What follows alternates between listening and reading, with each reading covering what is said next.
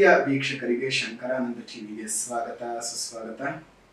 ಇವತ್ತಿನ ವಿಡಿಯೋನಲ್ಲಿ ಅಕ್ಟೋಬರ್ ತಿಂಗಳ ಮಾಸ ಭವಿಷ್ಯ ಯಾವ ರೀತಿಯಾಗಿದೆ ಅಂತ ತಿಳ್ಕೊಳ್ಳೋಣ. ಅದಕ್ಕಿಂತ ಮುಂಚಿತವಾಗಿ ಯಾರಾದರೂ ಶಂಕರಾನಂದ ಟಿವಿ ಸಬ್ಸ್ಕ್ರೈಬ್ ಮಾಡ್ಕೊಂಡಿಲ್ಲ ಅಂದರೆ ಸಬ್ಸ್ಕ್ರೈಬ್ ಮಾಡ್ಕೊಳ್ಳಿ. ಪಕ್ಕದಲ್ಲೇ ಇರುವಂತಹ ಬೆಲ್ ಐಕಾನ್ ಒತ್ತಿ, ಅದರಿಂದ ನೆಕ್ಸ್ಟ್ ಅಪ್ಲೋಡ್ ಮಾಡುವಂತಹ ವಿಡಿಯೋಗಳು ನಿಮಗೆ ನೋಟಿಫಿಕೇಶನ್ ಮುಖಾಂತರ ಬಂದು ತಲುಪತ್ತೆ. ಹೊಸ ಹೊಸ ಮಾಹಿತಿಗಳನ್ನು ತಿಳ್ಕೊಳ್ಳೋದಕ್ಕೆ ಸಾಧ್ಯವಾಗುತ್ತೆ ಅಂತ ಹೇಳ್ತಾ, ಅಕ್ಟೋಬರ್ ತುಂಬಾ ಮಹತ್ವವನ್ನ ಒಳಗೊಂಡಿರುವಂತಹ ಮಾಸ.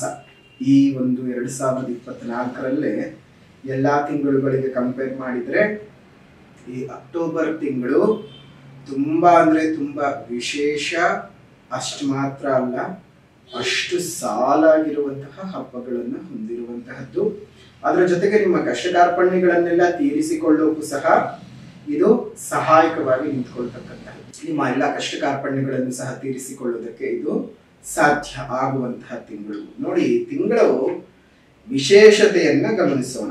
ಮಾಸ ವಿಶೇಷತೆಯನ್ನ ಗಮನಿಸಿ ಅದಾದ ನಂತರದಲ್ಲಿ ನಾವು ಈ ಗ್ರಹಗಳು ಯಾವ್ಯಾವ್ದ ತಾರೀಕಿನಲ್ಲಿ ಬದಲಾಗುತ್ತೆ ಅನ್ನೋದನ್ನ ನೋಡೋಣ. ಮಾಸ ವಿಶೇಷತೆ 2ನೇ ತಾರೀಕೆ ಮಾರ್ಲಮ್ಯ ಅಮಾವಾಸ್ಯೆ, ಮಹಾನವಮಿ ಅಮಾವಾಸ್ಯೆ. ಈ ಮಹಾನವಮಿ ಅಮಾವಾಸ್ಯೆ ಅನ್ನುವಂಥದ್ದು, ಅಥವಾ ಇನ್ನೊಂದು ಕರೀತಾರೆ ಮಾರ್ಲಮ್ಯ ಅಮಾವಾಸ್ಯೆ ಅಂತ ಕರೀತಾರೆ, ಪಿತೃಪಕ್ಷದ ಅಮಾವಾಸ್ಯೆ ಅಂತ ಕರೀತಾರೆ, ಮಹಾಲಯ ಅಮಾವಾಸ್ಯೆ ಅಂತ ಕರೀತಾರೆ.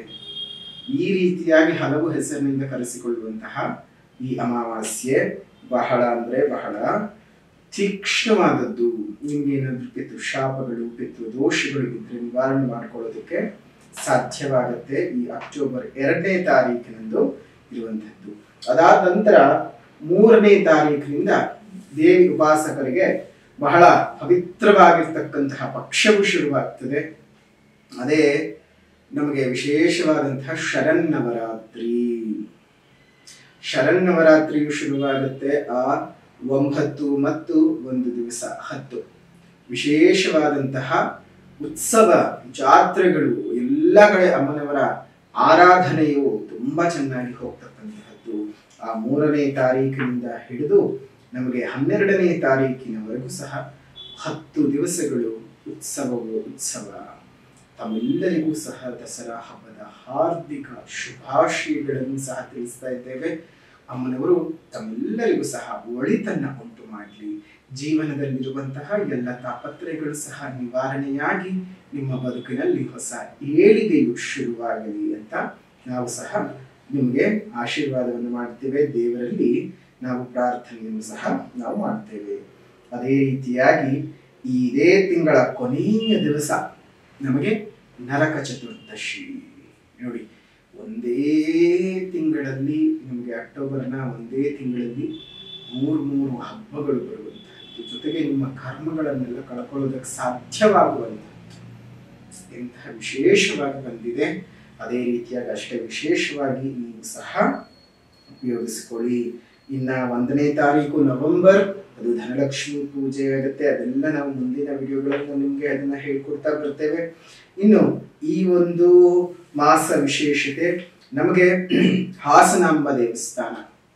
ಇದೇ ಒಂದು ಅಕ್ಟೋಬರ್ನ 24ನೇ ತಾರೀಕಿನಂದು ಹಾಸನದ ಹಾಸನಾಂಬೆಯ ದರ್ಶನವು ಶುರುವಾಗುವಂತಹದ್ದು. ವರ್ಷಕ್ಕೆ ಒಮ್ಮೆ ಮಾತ್ರ ಬಾಗಿಲು ತೆಗೆದು ಕೆಲ ದಿನಗಳು ಮಾತ್ರವೇ ದರ್ಶನಕ್ಕೆ ವ್ಯವಸ್ಥೆ ಇದ್ದು, ಅದಾದ ನಂತರದಲ್ಲಿ ಪುನಃ ಇನ್ನೊಂದು ವರ್ಷದವರೆಗೂ ಸಹ ನಿಮಗೆ ದರ್ಶನದ ಭಾಗ್ಯ ಸಿಗುವುದಿಲ್ಲ. ಬ್ರಾಹ್ಮಿ ವೈಷ್ಣವಿ ಮಹೇಶ್ವರಿ ರೂಪಕದಲ್ಲಿರುವಂತಹ ಆ ಹಾಸನದ ಅಧಿದೇವತೆ ಹಾಸನಾಂಬ ದೇವಸ್ಥಾನ ಬಾಗಿಲು ಸಹ ಇದೇ ತಿಂಗಳು ತೆರೆಯುವಂಥದ್ದು. ಇದಿಷ್ಟು ಮಾಸ ವಿಶೇಷತೆಗಳಾಗುತ್ತೆ. ಇನ್ನು ಈ ತಿಂಗಳಲ್ಲಿ ಬದಲಾವಣೆ ಆಗುವಂತಹ ಗ್ರಹಗಳ ಬಗ್ಗೆ ಮಾಹಿತಿಯನ್ನ ನೋಡೋಣ. 10ನೇ ತಾರೀಕು 10ನೇ ತಿಂಗಳು 2024ಕ್ಕೆ ತುಲಾ ರಾಶಿಗೆ ಬುಧ ಪ್ರವೇಶ ಮಾಡ್ತಾನೆ. ಇನ್ನು 12ನೇ ತಾರೀಕು 10ನೇ ತಿಂಗಳು 2024ಕ್ಕೆ ವೃಶ್ಚಿಕ ರಾಶಿಗೆ ಶುಕ್ರ ಪ್ರವೇಶ ಮಾಡ್ತಾನೆ. ಇನ್ನು 17ನೇ ತಾರೀಕು 10ನೇ ತಿಂಗಳು 2024ಕ್ಕೆ ತುಲಾ ರಾಶಿಗೆ ರವಿ ಪ್ರವೇಶ ಮಾಡ್ತಾನೆ. ಇನ್ನು 20ನೇ ತಾರೀಕು 10ನೇ ತಿಂಗಳು 2024ಕ್ಕೆ ಕಡಗ ರಾಶಿಗೆ ಕುಜ ಪ್ರವೇಶ ಮಾಡ್ತಾನೆ. ಇನ್ನು 29ನೇ ತಾರೀಕು 10ನೇ ತಿಂಗಳು 2024ಕ್ಕೆ ವೃಶ್ಚಿಕ ರಾಶಿಗೆ ಬುಧ ಪ್ರವೇಶ ಮಾಡ್ತಾನೆ. ಈ ಗ್ರಹ ಸ್ಥಿತಿಗಳಿಂದಾಗಿ ಈ ಒಂದು ಪರಿಸ್ಥಿತಿಗಳು ಯಾವ ರೀತಿಯಾದಂತಹ ಮಾಸ ಭವಿಷ್ಯವನ್ನು ಸೂಚನೆ ಮಾಡ್ತಾ ಇದೆ ಅನ್ನೋದನ್ನ ಈಗ ಗಮನಿಸೋಣ. ಮಿಥುನ ರಾಶಿಯವರು ಅನುಭವಿಸಬಹುದು ಅನ್ನೋದನ್ನು ಗಮನಿಸೋಣ.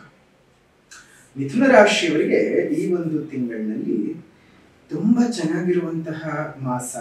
ಆದ್ರೆ ಎಚ್ಚರ ತಪ್ಪಿದ್ರೆ ಕೆಲ ಸಮಸ್ಯೆಗಳನ್ನ ನೀವು ಅನುಭವಿಸಬೇಕಾಗತ್ತೆ. ಹುಷಾರು. ಮೊದಲು ಸಂತೋಷದ ವಿಚಾರಗಳನ್ನು ಗಮನಿಸೋಣ.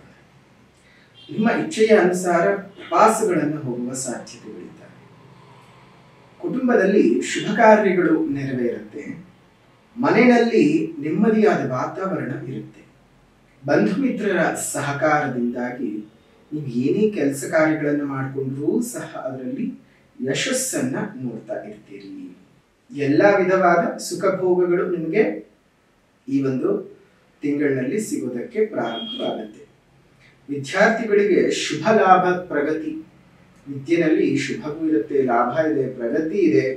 ಅದರಲ್ಲಿ ಉನ್ನತ ವ್ಯಾಸಂಗವನ್ನ ಮಾಡೋದಕ್ಕೆ ತುಂಬಾ ಅನುಕೂಲತೆಗಳು ಜಾಸ್ತಿ ಆಗುತ್ತೆ. ಸ್ಪರ್ಧಾತ್ಮಕ ಪರೀಕ್ಷೆಯನ್ನು ತೆಗೆದುಕೊಳ್ಬೇಕು ಅಂತ ಅಂದ್ಕೊಂಡಿರುವಂತಹ ವಿದ್ಯಾರ್ಥಿಗಳಿಗೂ ನಿಮಗೆ ಉತ್ತಮವಾದಂತಹ ಒಂದು ಚೆನ್ನಾಗಿರುವಂತಹದ್ದು ಸಂದರ್ಭಗಳು ಹೆಚ್ಚಿಗೆ ಇದೆ.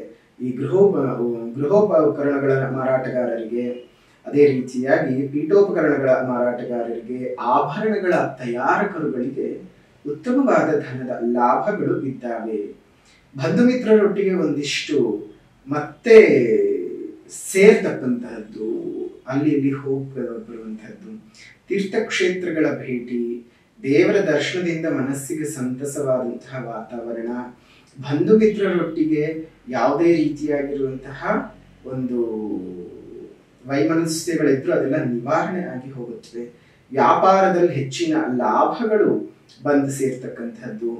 ಮನೆಯನ್ನ ಖರೀದಿ ಮಾಡೋದಕ್ಕಾಗ್ಲಿ ಅಥವಾ ಮನೆ ಕಟ್ಟಿಸ್ಕೊಳ್ಳೋದಕ್ಕಾಗ್ಲಿ ಏನಾದ್ರೂ ಯೋಚನೆ ಮಾಡ್ತಿದ್ರೆ ಆ ಕೆಲಸ ಕಾರ್ಯಗಳಲ್ಲಿ ಬಹಳ ಪ್ರಗತಿಯನ್ನ ನೋಡೋದಕ್ಕೆ ಸಾಧ್ಯ ಆಗುತ್ತೆ. ಕುಟುಂಬದಲ್ಲಿ ನೆಮ್ಮದಿ ಸಿಗುವಂಥದ್ದು, ಆಸ್ತಿ ಕೊಂಡ್ಕೊಳ್ತಕ್ಕಂತಹ ಯೋಗಗಳು ಇದ್ದಾವೆ. ಆದ್ರೆ ನಾವು ಆಗ್ಲೇ ಹೇಳಿದ ಹಾಗೆ ಒಂದು ವಿಚಾರ ಏನಪ್ಪಾ ಅಂತ ಹೇಳಿದ್ರೆ ಆರೋಗ್ಯದ ಬಗ್ಗೆ ತುಂಬಾನೇ ಕಾಳಜಿ ಮಾಡಬೇಕು. ಈಗ ನೋಡಿ, ಎಲ್ಲಾ ಕಡೆಯೂ ಸಹ ವೈರಲ್ ಫೀವರ್, ಅದು ಇದು ಅದೇನು ಯಾವ್ದೋ ಹೊಸ ಫ್ಲೂ ಅದು ಏನೇನೋ ಬಂದ್ಬಿಟ್ಟಿದೆ. ತುಂಬಾನೇ ಹುಷಾರಾಗಿ ಬಂದ್ರೆ ಇವಾಗ ಮಿನಿಮಮ್ 1 ವಾರ 15 ದಿವಸ ಎಲ್ಲರನ್ನು ಹಿಪ್ಪೆ ಮಾಡಿ ಹೋಗ್ತಾ ಇದೆ. ಪ್ರತಿಯೊಬ್ಬರ ಮನೆಯಲ್ಲಿ ಒಬ್ರಿಗೊಂದು ಖಾಯಿಲೆ, ಒಬ್ರಿಗೆಲ್ಲ ಒಂದು ಕಸಾಲೆ, ಹೀಗೇ ಆಗಿ ಹೋಗ್ತಾ ಇದೆ. ಸ್ವಲ್ಪ ಜಾಗ್ರತೆಯಾಗಿರಿ. ಅದು ಒಂದು ವಿಚಾರದಲ್ಲಿ ನೀವು ಆರೋಗ್ಯದ ವಿಚಾರದಲ್ಲಿ ಮಾತ್ರ ಗಮನ ಕೊಟ್ರೆ ಇನ್ನು ಮಿಕ್ಕಿದೆಲ್ಲ ತುಂಬಾ ಅಂದ್ರೆ ತುಂಬಾ ಚೆನ್ನಾಗಿದೆ. ವ್ಯಯ ಗುರು ಇದ್ರೂ ಸಹ ನೀವೇನು ಯೋಚನೆ ಮಾಡುವಂತ ಅವಶ್ಯಕತೆ ಇಲ್ಲ.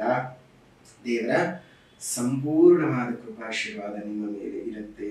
ಅದು ಅಲ್ಲದೆ ಈ ತಿಂಗಳಲ್ಲಿ ಅನುಕೂಲತೆಯನ್ನ ಮಾಡಿಕೊಳ್ಳುವಂತಹ ದಿನಗಳು ಯಾವ್ದಪ್ಪ ಅಂತ ಹೇಳಿದ್ರೆ 3ನೇ ತಾರೀಕು, 4ನೇ ತಾರೀಕು, 7ನೇ ತಾರೀಕು, 8ನೇ ತಾರೀಕು, 18ನೇ ತಾರೀಕು, 26ನೇ ತಾರೀಕು, 29ನೇ ತಾರೀಕು ಒಂದಿಷ್ಟು ಶುಭ ಫಲಗಳನ್ನ ಇನ್ನಷ್ಟು ಹೆಚ್ಚಿಗೆ ತಂದುಕೊಡುತ್ತೆ ಮಿಥುನ ರಾಶಿಯವರಿಗೆ.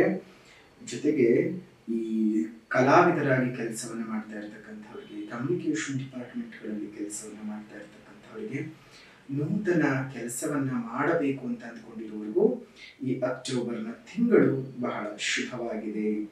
ಜೊತೆಗೆ ಅಕ್ಟೋಬರ್ನ ತಿಂಗಳಲ್ಲಿ ದಸರಾ ಹಬ್ಬ ಬೇರೆ ಇದೆ. ಎಲ್ಲರಿಗೂ ಸಹ ಆ ಮಹಾನವಮಿ ಹಬ್ಬ ಆಗ್ತಾ ಇದ್ದ ಹಾಗೇನೆ ವಿಜಯದಶಮಿ ದಿವಸ ಏನೇ ಕೆಲಸ ಕಾರ್ಯಗಳನ್ನು ಮಾಡಿಕೊಳ್ಳಿ, ಎಲ್ಲವೂ ಸಹ ವಿಜಯ ವಿಜಯ ವಿಜಯ. ಅವತ್ತು ನಿಮ್ಗೆ ರಾಹು ಕಾಲ, ಗುಳಿ ಕಾಲ, ಯಮಗಂಡ ಕಾಲ, ಮುಹೂರ್ತ ಬೇಕು, ಏನೂ ಇಲ್ಲ.